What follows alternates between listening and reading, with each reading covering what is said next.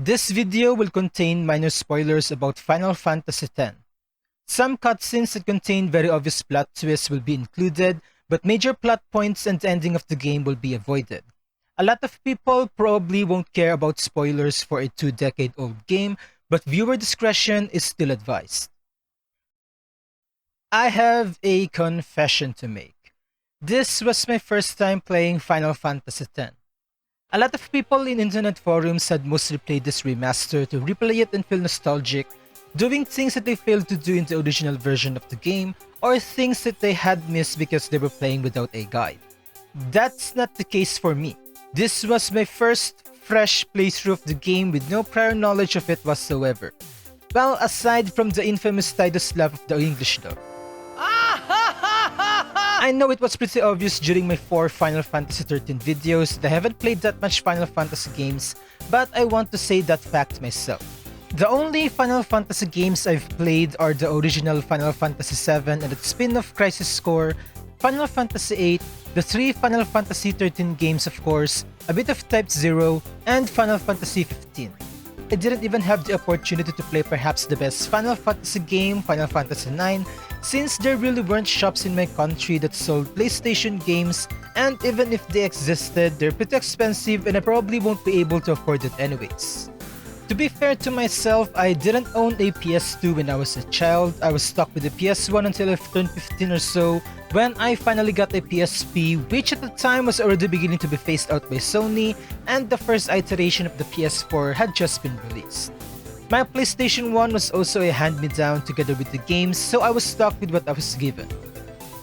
I miss a lot of games from the good old days because of this, and all of my fond memories of classic gaming are only from the PS1 and the Game Boy Advance, which was also on the verge of getting phased out by the time I got one. Of course, this meant that I have missed the opportunity to play Final Fantasy X among other games on the PS2, and I couldn't be bothered to play it on an emulator. I had been planning to buy the game from Steam for quite a long time, but I figured that there are other games that I'd rather get than a remaster for PS2 game, so I ignored it every time it went on sale. Until this year. After replaying and doing a 100% completion of Final Fantasy XIII games, I figured it was time to finally play Final Fantasy X. I've been hearing a lot of good things about this game way back when, and since I'm quite a Final Fantasy fan if I do say so myself, I of course wanted to try the game out. Final Fantasy VIII was already blowing my mind with its graphical presentation and FMVs back when I played it to the PS1. As a child, I could only imagine how a PS2 game would fare. Playing the HD remaster of Final Fantasy X might as well be a childhood dream come true. Everything that I was thinking the game to be was mostly met, some of them even exceeding my childhood expectation, while some parts of it kind of flopped. Not just relative to my almost 2-decade expectations, but also as part of a modernized 20-year-old game. In this video, I hope to tell you my experience with the game as someone who has never played the original version, and what I think of it as a whole.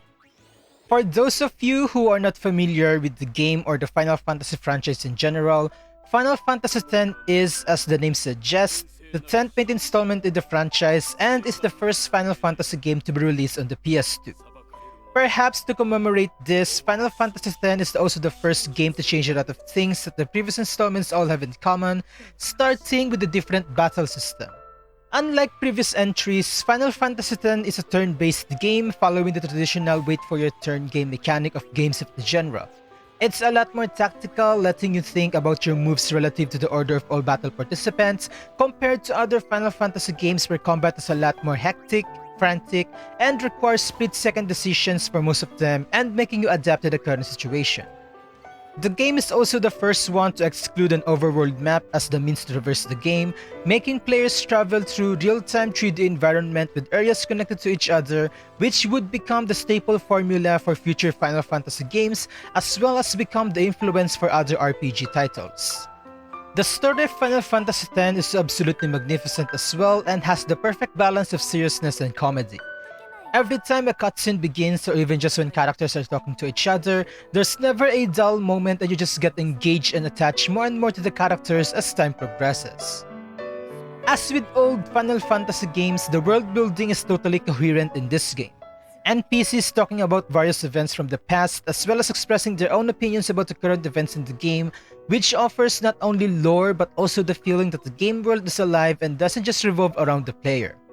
Final Fantasy X was without a doubt a massive stepping stone not just for the Final Fantasy games but for the RPG genre in general.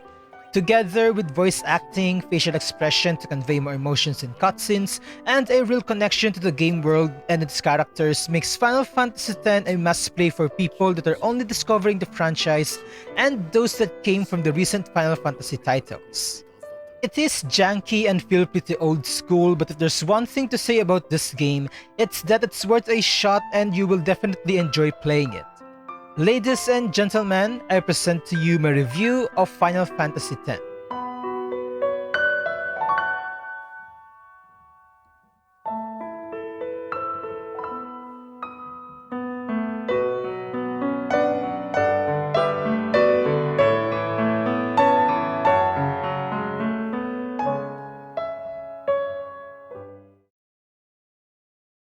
Final Fantasy X on Steam is an HD remaster, not a remake, so the game is still the same as the one from the PS2, just with added cheat features like fast-forwarded gameplay, unlocking all abilities and whatnot, as well as enhanced graphics and texture resolutions.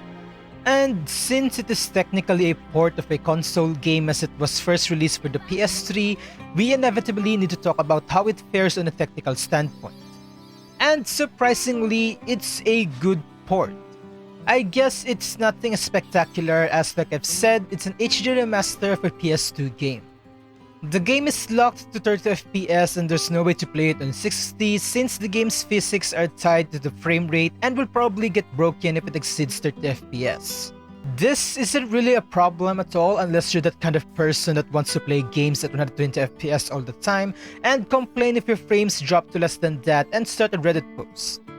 Unlike the ports of Final Fantasy XIII and its direct sequel where there really isn't any way to properly exit the game aside from pressing the escape key and clicking yes on the lazily added dialogue box years after the port has been released, Final Fantasy X offers an actual menu when you press escape, which allows you to not only exit the game but also use other features that came together with the port. All other junkiness found in the game can be blamed to its original release on the PS2, since as I've said before, the game is just a remaster of a PS2 game, meaning everything else from the original version is still in this one, only with added beta features. These junkiness include but are not limited to stiff animation during cutscenes that doesn't use special animation, turning animation of characters during cutscene where they use the walking animation even though they're just changing where they're facing, weird camera angle transitions where a screen fade out is applied, making it feel like a scene ended faster than the game anticipated so it compensates by adding a screen fade out, and awkward cutscenes that are more awkward than they need to be because of the game's PS2 era cutscenes. The last two that I've mentioned are the most prominent ones and you will notice them as you play throughout the game, but it's nothing harmful. The awkwardness of the cutscenes won't be affecting just how much impactful and emotional they are, as the voice acting and dialogue are more than enough to make you feel what the story needs you to feel. 知らなかったの。俺だけか。知らなかったの。俺だけかよ。俺だけか。なんで隠してたんだよ。隠してたんじゃねえ。言葉にするのが怖くてね。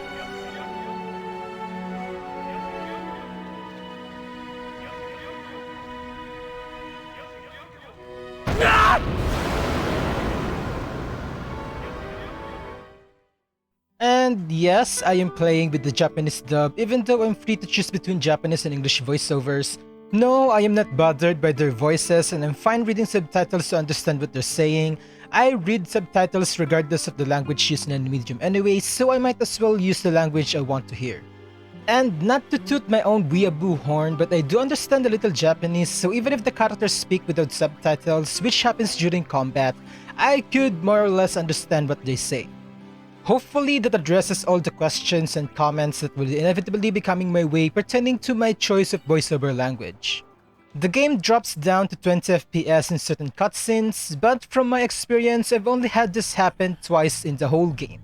I've played with a constant 30 FPS everywhere else, so it might just have something to do with the area or the characters involved in the cutscene. Cutscenes are also unskippable and they can be fast forwarded even with the cheats provided by the game that allows you to speed up actions, so it could be really jarring and demotivating to replay the game after you finish it, or if you reloaded from a faraway save file because you forgot to do something like get the most powerful attack that your summon can learn and can't be acquired until later on in the game. Yes, this happened to me. As expected from a Square Enix game, FMVs are part of the main selling point of the game, now complete with voice acting as it's the first game in the franchise to feature it. Final Fantasy X has a generous amount of FMVs it throws at you, which really is just amazing to watch through, and it mostly does this thing where a cutscene will play out with in-game graphics and then immediately transition to FMVs, which really just makes me smell like an idiot every time it happens. I'm a sucker for that kind of thing. The game also does this thing where it will not transition from in-game graphics to FMV, but rather it will mix both elements for your viewing pleasure. I don't know how it is in Final Fantasy IX because again I haven't played it, but this really reminds me of Final Fantasy VIII because that game loved to do things like this. You could even control your characters as the FMVs start at one point in the game, and it's an experience I will never forget. However, not all FMV transitions are smooth. There are some scenes that just feel really awkward when switching from the in-game environment. There are a handful of these throughout the game, and I know I'm already sounding like a broken record here, but it isn't anything harmful or something that will break your enjoyment of the game.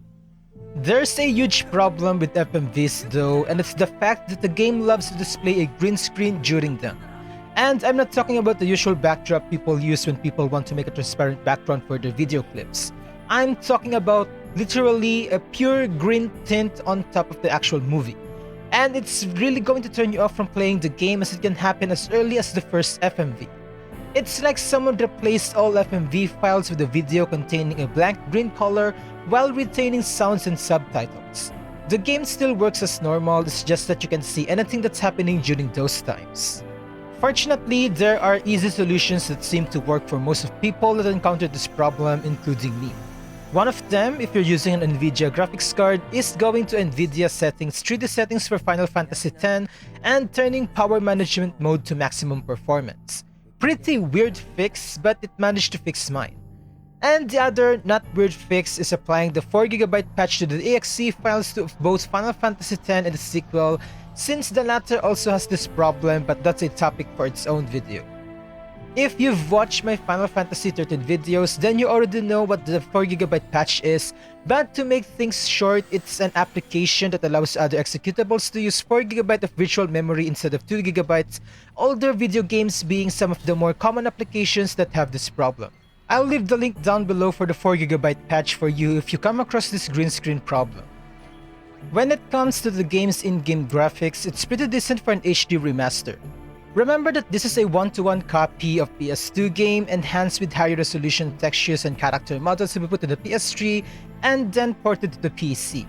And I think Square did a fine job of doing just that.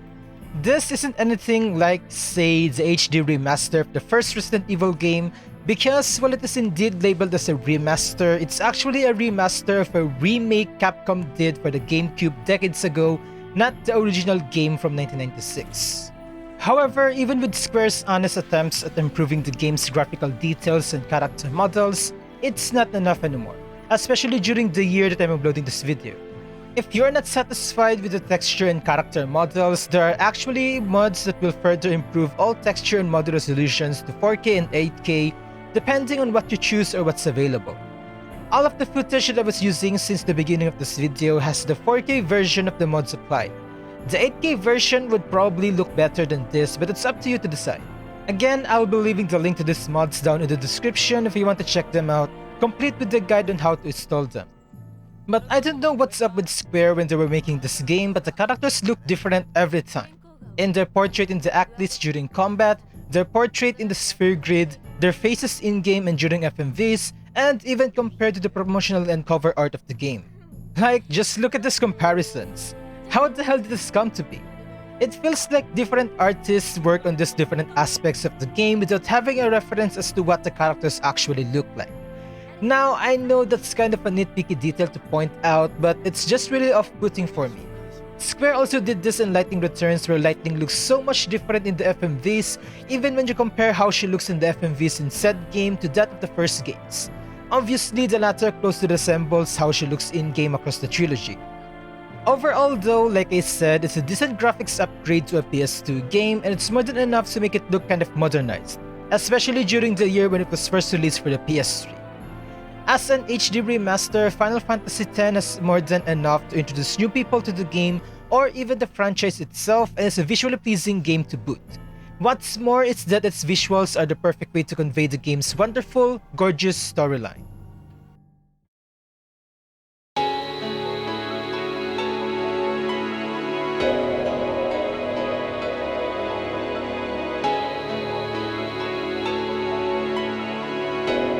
Final Fantasy X follows our main protagonist Tidus as he gets time warped 1,000 years into the future when a mysterious force, Sin, emerges in his homeland Zanarkand. Tidus finds himself in the land of Spira, where he meets Wakka, an avid player of Blitzball, which Tidus happens to be a star player in. After showing Wakka some of his skills, he decided to help Tidus and brought him back to his village. Here, Tidus learns of the summoner Yuna starting her pilgrimage to the various temples across Spira, and that Wakka is one of her guardians. Wakka initially asked Tidus to join his Blitzball team to participate in the Blitzball tournament in the city of Luca, hoping that someone there knows Tidus. Unsurprisingly, no one does. After the events in Luca and getting reunited with his father's friend Aaron, Tidus decided to accompany Wakka and his fellow guardians Lulu and Kimuri in escorting Yuna on her pilgrimage across Spira, where she asked the spirits known as Faith for help in defeating Sin, the very same mysterious force that brought Tidus to Spira in the first place.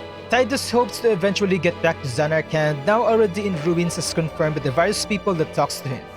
Fortunately, it is also the last destination of all summoners of Spira in their pilgrimage, Yuna included. Whether or not Zanarkand is destroyed is up for Tidus to discover once Yuna finally finishes her pilgrimage.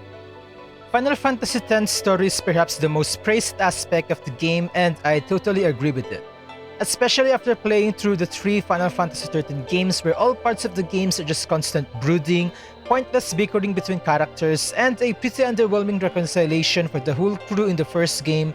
Final Fantasy X's upbeat, lighthearted, and funny character interactions are a refreshing sight to see. The tone of Final Fantasy XIII's story is always on the depressive side that sometimes spikes to the climax and action, whereas the story of Final Fantasy X has a healthy bounce between funny, serious action, and depressing. You are not stuck with a single emotion throughout the game, which makes following the story much more interesting and engaging. While Final Fantasy XV feels similar to this, as Noctis' travels with his friends are fun and lighthearted, with a good mix of trouble and depression here and there, while giving a serious smack in the feels once the narrative device comes that will spur a growth in Noctis. The game's story ultimately flopped halfway through and really feels like a lot of it were just cut from the game, making it feel rushed and mostly leaving a bunch of questions and things that really just don't make sense to most of the players, myself included. The story of Final Fantasy X also starts out pretty adventure-y while having an actual valid ending that was developing as we played through the game. And to see that ending just really feels satisfying because you get to see how those developments turned out in the end. Having the premise of accompanying someone and acting as a bodyguard as they travel the whole continent on a pilgrimage already means that the players will be visiting a bunch of places naturally with a coherent, direct purpose instead of going there just because. Similar to old Final Fantasy titles, you get to stay in these towns and villages long enough to get familiarized with them, and since they're teeming with NPCs you can talk to, it further adds to the world building of the game and allows you to gather more lore about the continent of Spira, as well as information about events that happened just before Tidus got transported to the continent. NPCs also have personality, and they really feel like they're part of the world and not just fillers to the game to prevent each area from looking barren. Most of them express their own opinions about the various groups and beliefs in the game, some against them while others openly accept and support them. NPCs also react to the world around them, most of them often changing their dialogue depending on where you are at the game. This also makes backtracking pretty fulfilling since NPCs will offer different lines instead of repeating what they've told you the first time you talk to them. It also makes the world feel more alive, which is always a plus in any game. All significant characters introduced are all well written, their motivations to do the things they do in the story are well delivered, and you wouldn't even stop to think about it as it just flows in smoothly through the narrative. While some of these characters suffer through particular cliches which make it easy to determine who's actually an enemy disguising as a friend, it really wouldn't take away the joy of seeing through Yuna's pilgrimage across Spira. And due to these well-written, well-delivered motivations, you will get attached to at least most of these characters throughout the game and become invested to them, making you eager to see where their actions will take them next and what development they would have later in the game. And personally, what I like the most about Final Fantasy X's story is how there's a healthy amount of funny moments in it. While some of the laughs that we got in this game are through the awkward cutscenes we talked about earlier, there are actually funny bits and moments in this game whenever the main characters interact with each other, which makes it really feel like an adventure and creates this great significant contrast to what Yuna's pilgrimage truly means and the consequences it has down the line. The game plays around the fact that Tidus has no idea about the culture and beliefs of Spira, which it takes advantage of to hide some plot twists for the players to find out later in the game. With that, all unrevealed plot points that could have been mentioned early in the game have valid reasons as to why they're only getting mentioned to the players 30-40 hours into the game. The seemingly lighthearted nature of the party's travel in the beginning also makes the climax portion of the story much more impactful and emotional, as there's no greater way to make you feel attached to the main cast than seeing them having fun, only for that to become the emotional baggage that will ultimately affect the decisions they make later in the story. Final Fantasy X is definitely way up in the list of video games with compelling stories. The way the story is written just makes for a very smooth, seamless transition from places to places. Each event that takes place just makes a whole lot of sense and no event feels out of place or forced to happen just to make the plot go forward. The dynamic between each character is just superb and the way they interact with each other is such a joy to follow and be invested in. Plus, not only are you going to become attached to them through their growth and personal struggles that you will learn as you progress through the story, you will also be closely watching them grow stronger gameplay-wise.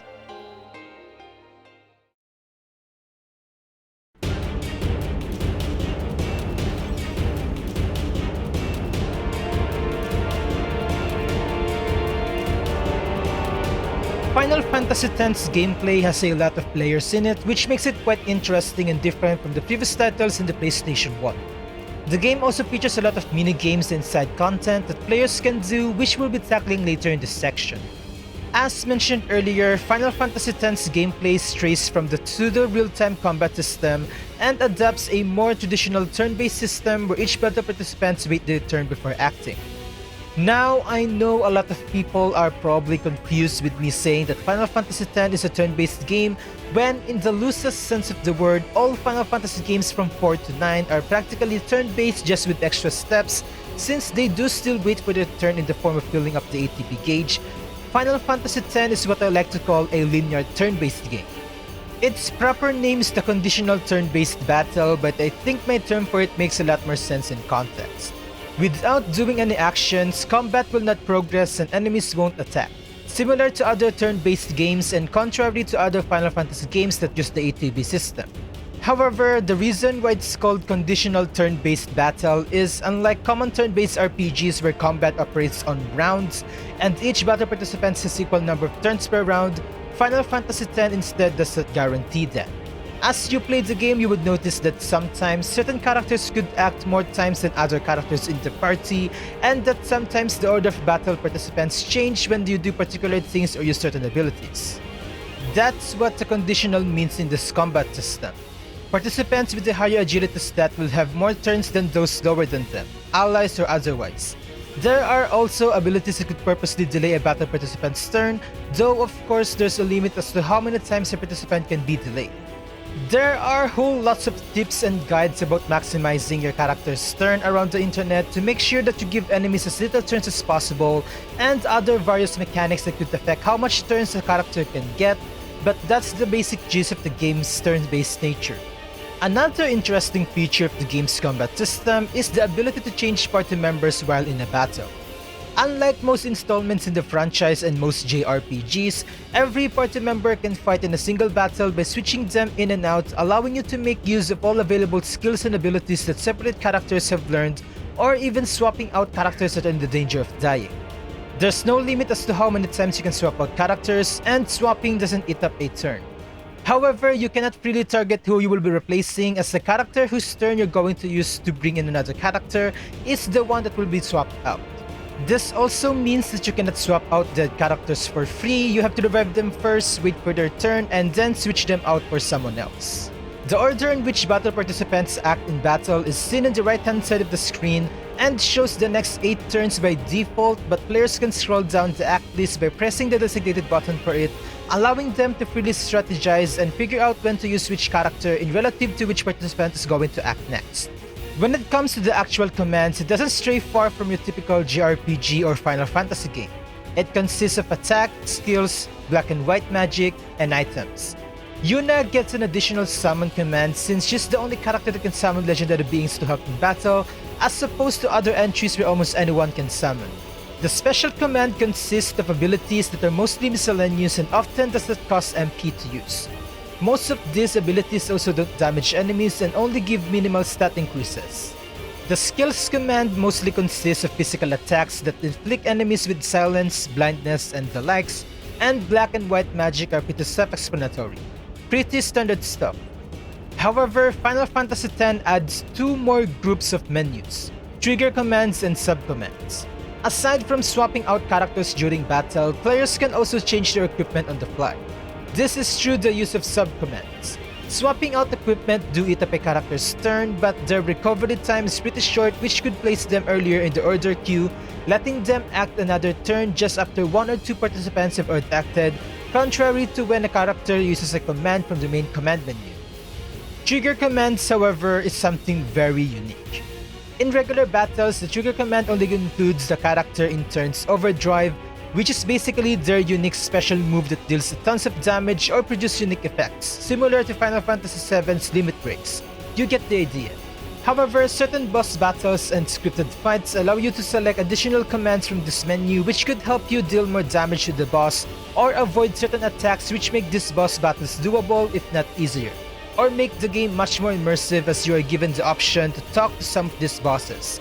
It's real Undertale times here, my dudes. After hearing all of that, Final Fantasy X's gameplay seems pretty interesting and engaging, and I do agree. Instead of forcing you to play fast and adapt to the current situation because of how time flows in games that use the ATB system and its derivatives, Final Fantasy X allows you to think for as long as you need to and carefully plan your next move, or your next 15 moves including countermeasures for your enemy attacks. With the ability to change equipment during battle, no character will be stuck with an effective weapon that makes them useless in the fight, as well as changing their equipment to better defend against enemy attacks. And having the ability to swap out characters during combat allows you to switch one character in danger out to only bring them back up later once you have a white mage on the field to heal them. It's a really good gameplay loop, there's no denying that.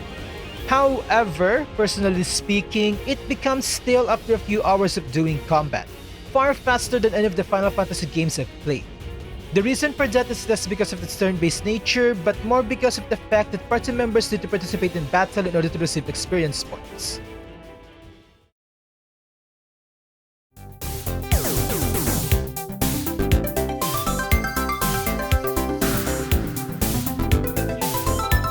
Experience points in Final Fantasy X is replaced with ability points, or AP, while character level is replaced with sphere level and works completely different than any standard JRPG character progression. This is where we enter the realm of the sphere grid, perhaps one of the most monumental, memorable, and influential character progression system in video games. Instead of naturally learning different abilities and getting stat increases when characters level up as you would in typical JRPGs, Final Fantasy X instead lets you do it yourself.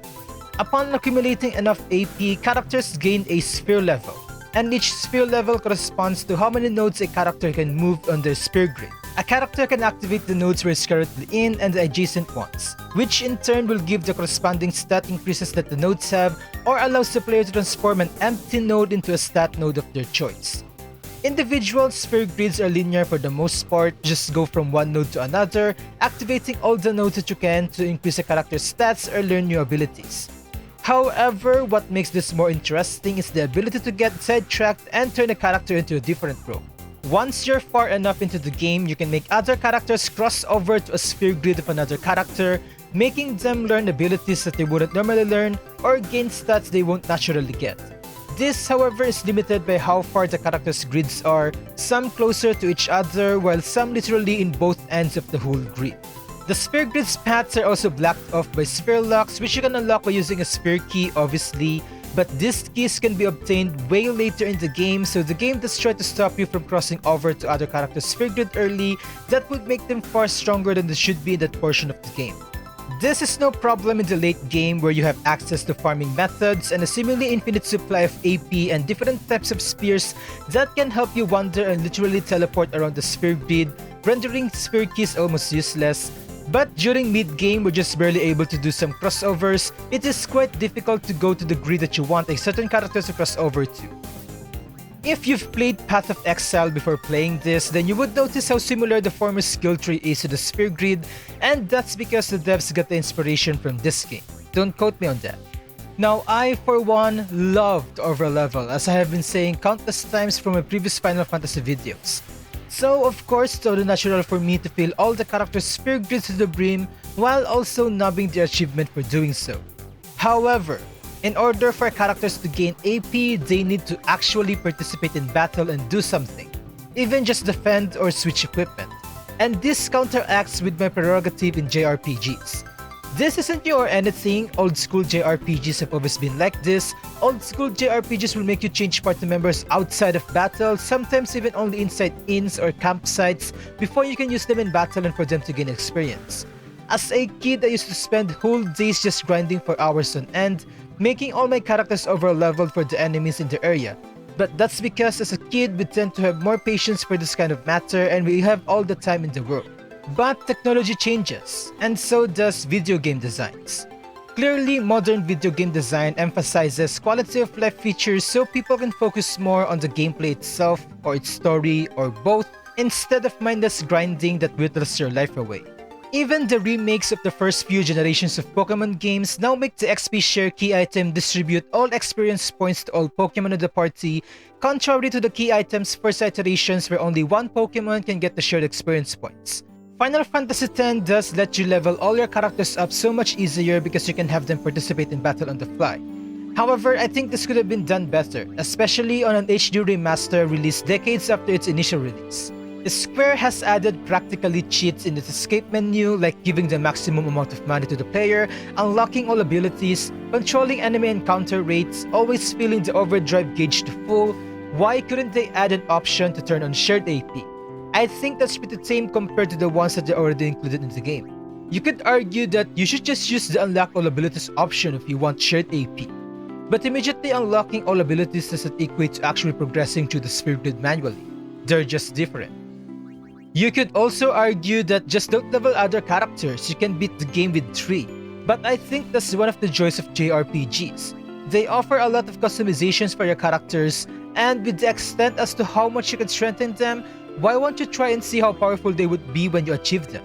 Why leave other characters behind when you can level them up as well? And the problem with this is that enemy encounters become so much longer than it needs to be if you're planning on leveling all your characters up, since you'll have to try hard not to kill all enemies before you make sure that all characters have participated in the battle, which is actually a pretty good investment down the line. I know a lot of people don't like the idea of improving all party members and stick to 3, maybe 4 characters only, but with old school JRPGs such as this, you never know when the game will throw you into a segment where you're only allowed to use certain characters. If you're stuck with a character you didn't improve, you're most likely going to have a hard time finishing that segment. Again, all of these are circumvented during post-game with a bunch of farming methods that will allow you to rake in so much sphere levels, you can travel anywhere you want on the sphere grid without any worries. But it's just a pain in the ass to level up during early in the mid-game. One last thing to note about character progression is that at the end of the day, all characters will pretty much be equal in all stats as stats are maxed out at 255, aside from HP of course. However, the characters' differences in their stats will be important during your actual playthrough, as getting max stats is mostly just for bragging rights and post-game, since it takes too much time to do so and doesn't really have any merits. Even I think maxing out stats in this game is pretty extreme, and that's coming from me, a guy that loves to overlevel. A normally overleveled party member is more than enough to do all side content in this game, especially if you want to experience some challenge and perhaps everyone's most beloved feature in any Final Fantasy game, the optional super bosses.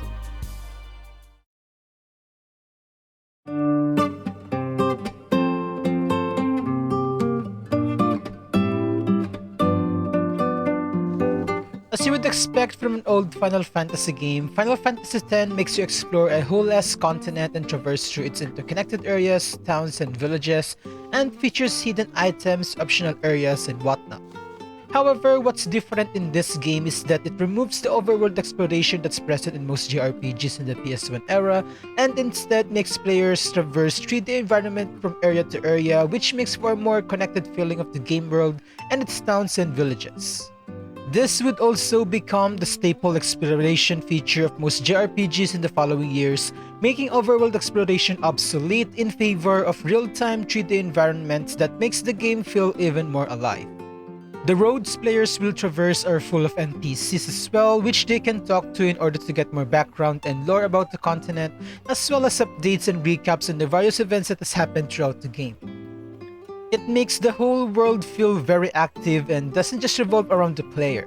It's also what makes NPCs have personality, as mentioned in earlier sections, so they don't feel like fillers to populate otherwise vast empty roads and cities. This also means that backtracking feels more fulfilling and satisfying since NPCs don't say the same line over and over again no matter how many significant events have already passed. The only problem with backtracking is the fact that the enemy encounter rate in this game is absurdly high. You are almost guaranteed a battle every 5 to 10 steps you make, which just feels really jarring and annoying as time goes on. This is especially true in cases such as mine, where my ape brain always tells me to switch in all characters so they can get AP, which makes backtracking so fucking tedious if you do this as early as you can. Of course, this wouldn't be a problem if you do this later in the game, as the AP you would be receiving from weaker enemies or chump change isn't even worth the time to fight them unless you're doing one of the side content in the game, which we'll be talking about later. There's also an equipment ability that removes enemy encounters entirely, which makes backtracking so much easier. Each area of the game has its own themes and own backstories. The latter can be learned by speaking with an NPC that likes to recount to Tidus the story as to how the place was founded or what significant events had taken place there, further solidifying world building and the lore of Spira. Final Fantasy X also has a bunch of hidden chests scattered throughout the areas you will be visiting, and while some of them are just potions or pieces of equipment that you can buy off of the various shops, it's still one of those things that I truly miss from old school JRPGs that are unfortunately not present in most modern ones. Case in point, Final Fantasy XIII, the first one. There are also some missable key items in the game that wouldn't really impact anything except miss an achievement and prevent you from fully understanding certain characters that you can talk to in the game. Like its predecessors, Final Fantasy X also has its own airship that the players can use to make backtracking a whole lot easier. However, unlike them, players won't be able to control the airship directly since, as mentioned earlier, there's no overworld view of the map. Instead, players can only choose the destination they want to go to on the menu inside the airship, and they will automatically be teleported into a specific save point of the chosen area. In other words, the airship is a fast travel feature to make backtracking less tedious, although you cannot fast travel to all areas. Some of them you need to walk from the closest place you can fast travel to. The game also features a whole bunch of optional areas that aren't needed to be completed to finish the game, but it holds secret collectibles and even unique items for each character. If you've played an old school Final Fantasy games, then you know what I'm talking about. Ultimate weapons, hidden summons, optional areas to explore, so on and so forth. But of course, what the players are actually looking forward to are the super bosses, and Final Fantasy X has more than enough of them for players to challenge. Without going too much into spoilers, there are more than 10 super bosses in the game and more than 20 that can be considered as one that we'll be tackling later in the video. These require a lot of preparations in order to even at least have a chance of defeating them. It's best to leave these super bosses for after beating the game, as preparing for it before doing so will result in the final boss becoming incredibly easy and may take away the fun in fighting it. The preparation itself will also take an incredible amount of time, and personally, I would rather see how the game ends before doing mindless grinding. In my experience, I hadn't even legitimately fought the super bosses yet. I cheesed a couple of them that I encountered while backtracking using the pay-to-win Aeon in the game. I didn't have decent armor, my HP was still below 8,000, and only a couple of my characters had fully upgraded ultimate weapons. And yet, the final boss of the game was already incredibly easy to deal with. I was one-shotting the extra guys the boss had, sometimes two-shot, and it only took a handful of attacks to finish the actual boss. Imagine just how easier the final boss would get if my characters were strong enough to beat the super bosses by actually fighting them head-on. As insinuated earlier, most of these super bosses can be found pretty early in the game as players backtrack to Spira for things that they miss and can be pretty overwhelming. All of them pretty much can and will one-shot any of your characters when you encounter them, resulting in a game over screen after 2 turns if not instantly. These are all very optional and doesn't really impact the game that much, but it's added playtime and more reason to play the game. But super bosses are not the only things that you can do after beating the game, because Final Fantasy X offers a bunch of minigames to complete and be invested in.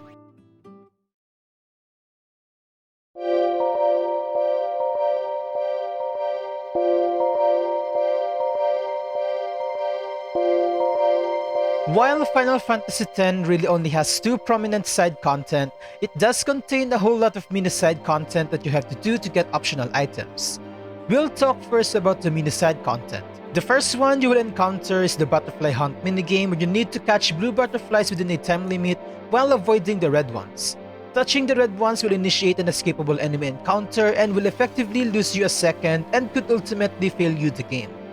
You only get a handful of rewards from doing this, which change depending on where you are at the game. The most important reward of course is the Saturn Sigil that is required to fully upgrade one of the ultimate weapons, called Celestial Weapons, you can get in the game. This could get really annoying as it's really hard to tell where the butterflies actually are. Some of them don't even spawn correctly, so you're left wondering how the fuck you touch a red butterfly when there's literally nothing in your path, while other times you need to run in circles in a small area because for some reason you can catch the blue butterfly even though Tidus is clearly touching it. Fortunately, you only need to do this for a few times to get the sigil. The next minigame you will most likely encounter is the Chocobo Training, found just 2 areas after the butterfly hunt. In the earlier portions of the game, the only way you can ride a chocobo is to rent it from the Albed Agency.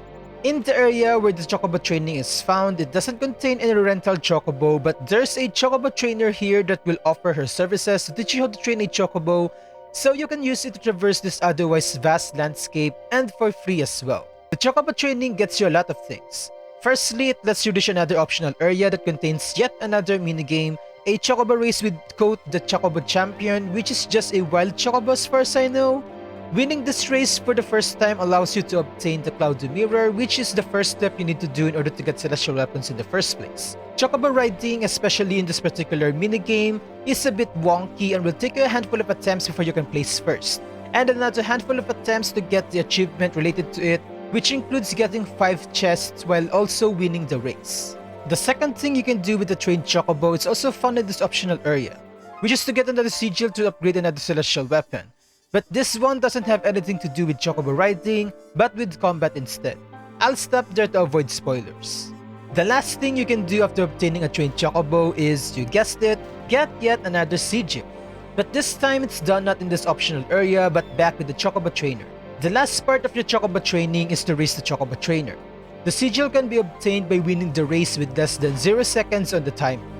Don't ask me how that makes sense, the race has convoluted rules that you will learn when you actually attempt them. But let me tell you this, performing this feat and thus getting the achievement and the sigil relies less on your skills to chocobo rider and more on RNG and muscle memory. The last minigame that you can play is the Lightning Dodger, found in the Thunder Plain sometime in the mid-game. This doesn't have any proper initiation prompts like the Butterfly Hunt or the Chocobo Trainer and can only be done on the field. The Thunder Plains spawn lightning bolts every now and then and can frequently hit Tidus while traversing. As the name suggests, you need to dodge these lightning strikes as much as you can. You can get various rewards depending on how many consecutive lightning strikes you have dodged. Dodging 200 consecutive lightning strikes, yes, you've heard that right, 200 consecutive lightning strikes will net you a sigil. This is perhaps the most annoying minigame that ever exists in this game. It's less about its difficulty and more on how tedious and absurd the challenge is. 200 freaking lightning strikes, and you can even get hit once or your counter resets. It's ridiculous. Even with tips you can find online that will guarantee the same lightning strike patterns every time, which can help you time your dodges better, the challenge can still be annoying and arduous, especially with the looming pressure that a single lightning strike will end your streak and you have to start over. It's just not fun. And yes, I used one of the cheats offered by the game and removed enemy encounters so I could focus on dodging the lightning bolts. The game gives you an equipment with the same ability anyway, so I don't consider it cheating. I practically just gave myself the ability earlier than if I farmed it from the enemy that drops it. By now, you might have already realized that these minigames all pertain to getting sigils to upgrade celestial weapons, and that assumption is correct. Everything in this section of the video is all about getting the sigils. Now that the 3 minigames are dealt with, it's time to talk about the actual side content of the game. And just like with the minigames, this side content also gives sigils, although the difference is that these ones are much longer and it involves more gameplay. The first one we'll be tackling is the Cactuar Village side quest. This can be found in the Zenobia Desert area just before the Albed home and can be easily recognized with the raging sandstorm blocking a valley down below. You will most likely notice this the first time you get to the desert. This one's probably the shortest of all the side content you can do and is probably the easiest one as well. All you need to do is complete the trials, which is just the red light green light game hosted by the Cactuars, and catch them. The only problem it poses is a time limit differing between each Cactuar that you need to catch and the fact that you have to travel back to the Cactuar village to deliver the spear that you got for every Cactuar before having the chance to catch another. It's just tedious backtracking for a solid good 20 minutes, maybe even more if you don't have a no encounter equipment. Again, I've used the game's built-in feature to remove enemy encounters because I don't have the previously mentioned equipment, but if you really don't want to use any of the cheats of the port, then I really suggest you get a no encounter equipment or at the very least, equip a capture equipment which will really save you so much time. More on that later. Upon catching the last Cactuar and getting its spear, you can now remove the sandstorm blocking the valley in the Zenobia Desert and get the Mercury Sigil. Overall, the only annoying thing about this side event are the enemy encounters that you will have as you backtrack your way to the Cactuar village, which will significantly increase the amount of time you're going to spend in completing the side quest. Fortunately, the game offers equipment with an ability to completely disable enemy encounters as mentioned previously, so if you have that or use the built-in feature of the port, this side content is as good as finished. And now it's time for the 2 biggest side content of the game, Blitzball and the Monster Arena.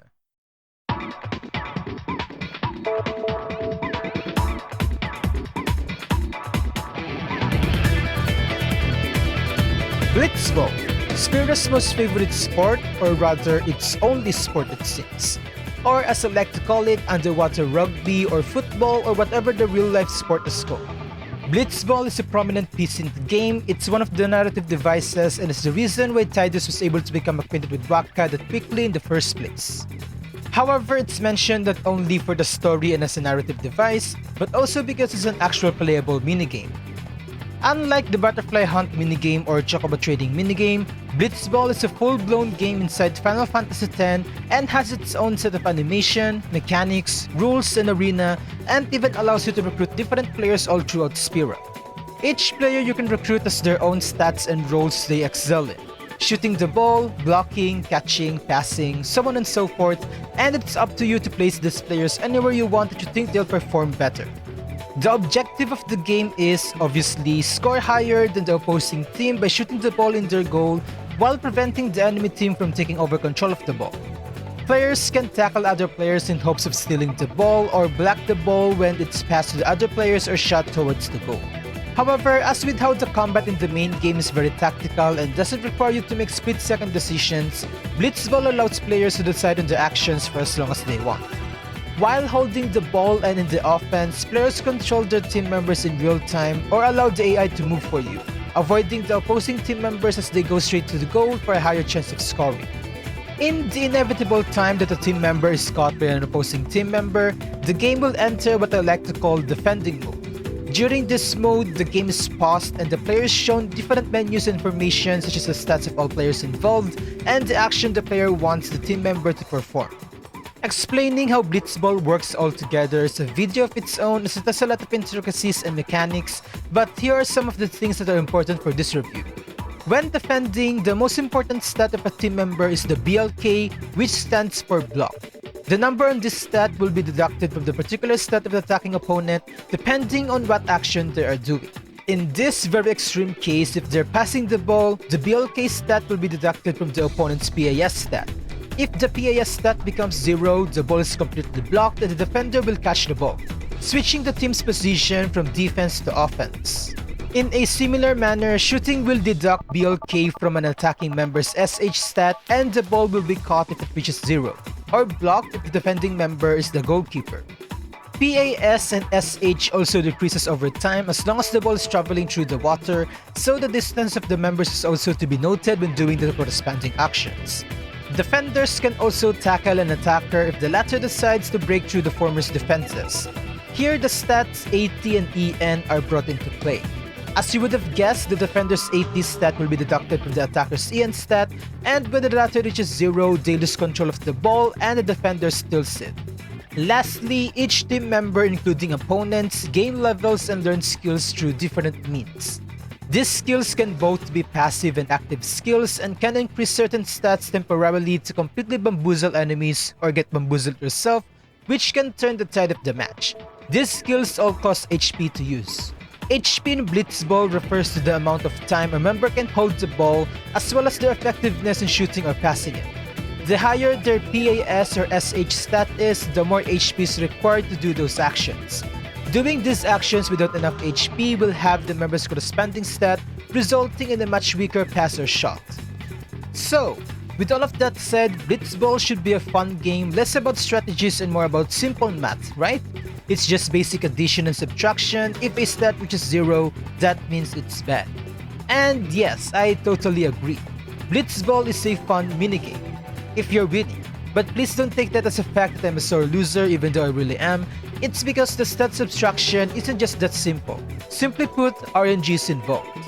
If your attacker has an EN stat of 10 and the defender has an AT stat of 9, it doesn't always mean that you will be left with an EN stat of 1 and proceed to hold the ball.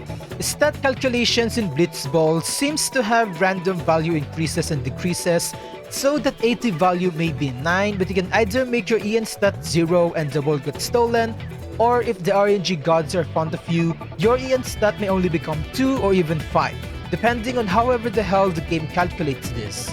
This is why it's frustrating if you're on the losing side or if your team members can just barely keep up with the enemy team. There's little skill involved in this minigame and it's all up to either snowballing or getting fucked by RNG. I know they made it like this to make the game much more interesting and to make it less about numbers and more about tactics and strategizing. But the RNG is mostly against your favor and you would most likely be losing to a team that has player stats slightly higher than yours. It's just frustrating most of the time. I only ever played Blitzball to get Waka's overdrives and the sigil required to fully upgrade the celestial weapon, but I don't think I will ever play Blitzball for the sake of playing it. And that just makes me sad because I think Blitzball can be really fun to play. Overall, it's a really cool and fun concept, but the RNG can really just mess things up for you. This is why there are a bunch of guides on the internet telling you who the best Blitzball players are that you can recruit for your team for a surefire way of winning every match. This effectively eliminates even a figment of team building or playing as a default team and making them stronger, unless you really love to make things very hard for yourself. I really think it's a wasted potential. I read that Blitzball is available in Final Fantasy X too, so I'm hoping they improve the minigame over there. And finally, it's time to talk about the most exciting side content of the game, the Monster Arena.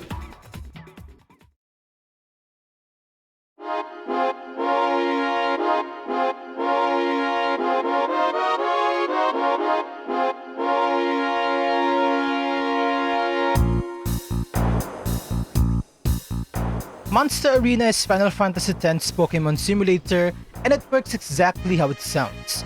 You get into an enemy encounter and catch all catchable enemies when you defeat them, using a weapon with the capture ability in it. Perhaps you may have noticed that some of the footage I've used in this video say that I have captured a certain monster or the capture limit of that monster has already been reached. This is part of the Monster Arena side content. This side content becomes available once you talk to the old man in the Monster Arena as soon as you arrive in the Calmlands, the same area where the Chocobo Trainer can be found. While capturing at least one of every enemy found in the area will open the Monster Arena itself. You can buy weapons with the capture ability from this old man. In fact, he's the only merchant that sells this kind of weapon. All captured enemies can then be fought in the Monster Arena for a fee. Enemies fought in the Monster Arena will drop semi-fixed equipment and item drops, and players won't get the game over when their party gets wiped out. They just get teleported back to the old man and can proceed to heal up through the save sphere behind him and try again if they so choose. Now, that may sound like very pointless, but the monsters you caught aren't the real attraction of this place. The real attraction are the special monsters. The Monster Arena has 3 types of special monsters: Area Conquest, Species Conquest, and Original Creation monsters. As the name suggests, Area Conquest and Species Conquest require you to capture a certain number of enemies in a particular area or of that enemy species respectively. Capturing all enemy types and Beside Island, for example, will allow you to fight the Area Conquest monster of Beside in the Monster Arena, while capturing 3 of each type of the Wolf-type enemies will unlock its respective Species Conquest enemy. These enemies are much harder than the regular enemies you fight as you play the game. You might as well consider these enemies as super bosses, as fighting the final boss of the game will be much incredibly easier to do than this. And then there's the Original Creation monsters. If you've already fought one of the Area or Species Conquest monsters and found them hard or challenging, then get ready, as those monsters don't even come close to the monsters you can fight in the Original Creation category. These monsters are so much more powerful than the monsters in the previous 2 categories, sporting HP in the millions and attacks that are almost unfair to the players. Conquering the Monster Arena is the start of a grueling path to mindless grinding, and is the reason why completing the side content is best left after beating the game and seeing the ending, as do not make the final boss look like a chump. Plus, with the amount of grinding you will need to do to just even stand a chance against these enemies, you might even start to forget some key plot points and can take away the impact and emotional pieces that the ending cutscenes will give you. The enemies in the Monster Arena are also the perfect way to farm for equipment, items, and even AP, but the items are what you're really aiming here for, so you can augment your equipment with a bunch of useful auto abilities through Rikku's customizability. Equipment and auto abilities like Auto Haste and Auto Phoenix are what truly will allow you to beat the super bosses aside from having a filled out Sphere Grip. The items required are hard to come by on a regular playthrough, but since enemies in the Monster Arena has fixed drops, you would be able to get tons of these items in no time. As such, the Monster Arena is considered by many to be post-game content, even though in technicality, Final Fantasy X doesn't have any post-game, as you cannot save after beating the final boss, and all of this side content can be done prior to that. You can only load the save file from the save sphere before the final area of the game. Speaking of the final area of the game, there are enemies beyond the point of no return that can still be captured, but as we have established earlier, there's no way to save your game after getting this far. How are we going to complete the Pokédex, the list of monsters in the Monster Arena, if we cannot save our progress upon reaching this area? The answer is in the Omega Ruins. The Omega Ruins is an optional dungeon in Final Fantasy X where players can find the remaining enemies that could only spawn in the final area of the game, among other powerful enemies that you'll also have to capture for the Monster Arena. And if you've played Final Fantasy VIII, then you probably already know what's in store for you at the end of this dungeon based on its name. To anyone else who doesn't know, it's up for you to find out. Going back to the actual dungeon, Omega Ruins is pretty much a maze similar to the final dungeon, with the minimap having to be filled out by the players manually, contrary to the other areas where the minimap is already filled with information and paths. As an optional dungeon, there really isn't anything in here except for the last enemies that you have to capture for your Pokédex list of monsters in the Monster Arena, and another minigame that requires you to open a total of 12 chests from the 4 chest groups without opening a mimic, because this area is filled with those monsters. But to be honest, the rewards aren't really worth the effort. It does give you rare equipment and items and 99 warp spheres, which can tremendously help you move around the sphere grid, but I think there are easier and better ways to do it than doing this minigame. The only real problem with the Monster Arena, aside from the arduous grinding you have to do to start beating enemies in the special monster categories, is the fact that you have to backtrack all the way to the start of the game and work your way up as you capture monsters. This isn't hard with the airship, but it's absolutely boring to do. You get very little AP from this battle, so the early areas don't count towards your grind to strengthen your characters, although to be fair, this comes with the benefit of you not taking the time to switch in all your characters for them to receive the chump change of an AP that you will be receiving from these fights. Early areas also have few enemy species, so you'll be finished with them in no time. But remember what I said earlier about meeting super bosses while backtracking? Yeah, you should probably be careful and save often to avoid having to reload a very far save file. If you're still just collecting monsters for the Monster Arena, you probably still don't stand a chance against them unless you want to cheese your way through, which is a viable strategy to do as well. But that's not all. Even if you get to the later areas of the game with good amount of AP acquisition, the problem lies with the spawn of rare enemies. You can get stuck for hours trying to find that one enemy that you only need to kill one more time to finally complete the area. And the only thing worse than not getting a rare enemy in later areas is not getting rare enemies in earlier areas. I had been stuck in Mushroom Rock for almost 10 minutes with no Garuda in sight, only for it to appear for almost 4 consecutive streak and then disappear again for 10 minutes. It's fucking annoying. Another really annoying problem with this is that there's no way to know how many of that enemy you have already captured or how many more you haven't even met yet, unless you go back to the old man to check it. The only way to know without the old man is to kill another enemy, and if the game says that the capture limit has been reached, then that means you've already captured the maximum amount possible. Which is really just annoying, especially with rare enemies and how hard it is to spawn them. And with that concludes the side content segment and in turn the gameplay segment of this video. All in all, as I've said earlier, the game offers a whole bunch of side content that you can do that will further add to your playtime. The combat itself may seem pretty stale and become pretty tedious as you repeatedly do it, but it does offer enough enjoyment and it pretty much delivers that power fantasy of becoming so powerful you obliterate any enemies that come your way down the road, especially once you have unlocked the entirety of the sphere grid and fully invested on your characters. The minigames are kind of annoying at times, especially with Blitzball, as it has the most potential to even become a standalone game, yet it has a lot of bad decisions woven into it. Blitzball, of course, is the most enjoyable of them all as well, and after you have done absolutely everything you can do in the game and getting all the achievements and whatnot, you can perpetually play the game by participating in Blitzball tournaments and leagues, strengthening your team and its members in the process. It's a never-ending source of fun until you get tired of it. Whether you decided to do the minigames or just wanted to beat the final boss and see the ending cutscenes, Final Fantasy X will surely deliver to your old-school JRPG cravings, and if it is your first time playing a Final Fantasy title, experience one of the best and most influential Final Fantasy games of all time.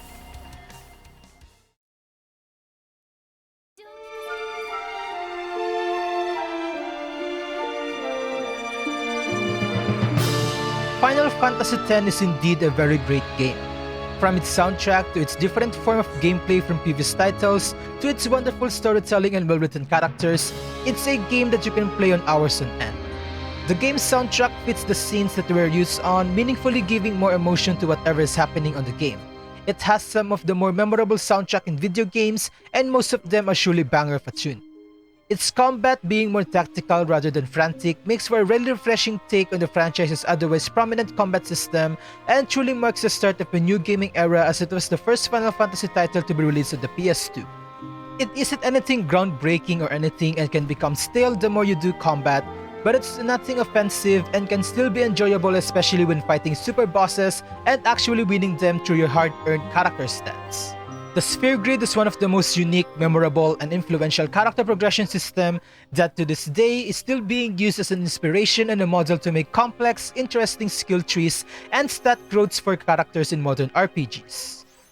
The various minigames found in the game are all pretty interesting, and while they were executed kind of poorly and some of them are just a tad bit annoying and tedious, there's no denying the fact that some of them are actually enjoyable once you get the hang of it, specifically Blitzball and how it's an actual sports game inside a JRPG, complete with player rosters, tournaments, leagues, and even recruiting players for your own team. The story is probably one of the best ones I have ever experienced so far, and I kinda regret not getting this game before. Characters are all well written, their motivations, personalities, and purposes as to why they do the things they did in the story all make sense and connect through the actual plot of the game, and none of the scenes feels forced just to make the plot go forward. Each area you visit are all significant to the party's journey, and none of them are just filler places to make the game feel much longer than it needs to be. Final Fantasy X marked the franchise's peak. It's the game that would become one of the influence for other RPGs in its time and would become the reference for future games on how to make a game world that feels alive without it feeling empty or barren. And surely enough, with the overwhelming success of the title, it was only natural for it to get a direct sequel to continue the story of the land of Spira and its last summoners that successfully brought peace to the land. This is part 1 of my 2-part video about this series. Final Fantasy X and its sequel are bundled together after all, so it will be impossible to review this game without reviewing the other one, as people will be able to buy just one of the games. This one took way too long to not necessarily make, but rather get to the point in the game where I could actually record footage for the side content segment of the script, specifically the super bosses and the Omega Ruins. Make sure to drop a like if you enjoyed the video, I really appreciate it a lot, and be sure to subscribe, it would really help me out a lot. Thank you so much for watching, and I will see you in the next video.